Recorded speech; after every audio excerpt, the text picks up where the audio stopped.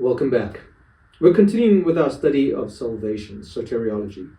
And in this lesson, we're going to dive into Eriksson's chapter on one of the most edifying and encouraging doctrines he deals with, which is what it actually means to be saved.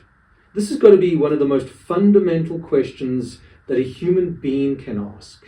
Unpacking what it means to be saved, and more importantly, asking what we've been brought into, is relevant to every human being. It all speaks of the deep need that we all have. And so we recognize that the hope of the believer is not found in psychological tricks or communal manipulation. Rather, there is an objective reality that is fundamentally shifted to all those who believe. Either this happens or all of Christianity is a farce. Doesn't Paul say that if the resurrection did not happen, then we're still in our sins and we are to be pitied more than all mankind? So something truly, really must happen to the believer after they believe. What is this? Well, this is what Eriksson spends this chapter unpacking.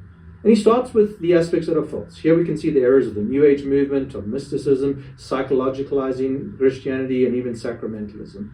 And all of these crush the believer due to their false assumptions. And so read through this and see if maybe you've not mistakenly adopted some aspect into your own faith.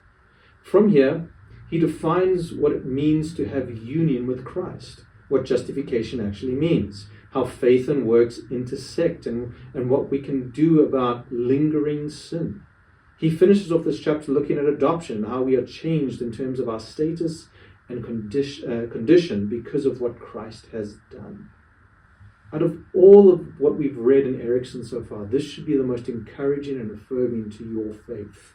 And a clear and accurate view of these doctrines will guard us against putting too much faith in the flesh, as well as some antinomian tendencies of Christianity. And so read through this chapter carefully. Out of all that we've done so far, this chapter can be the most devotional. And so read it to affirm, to reaffirm what Christ has actually achieved in you and for you. And so as I encourage you every lesson, I encourage you all the more with this one. Study so that you might worship our God more.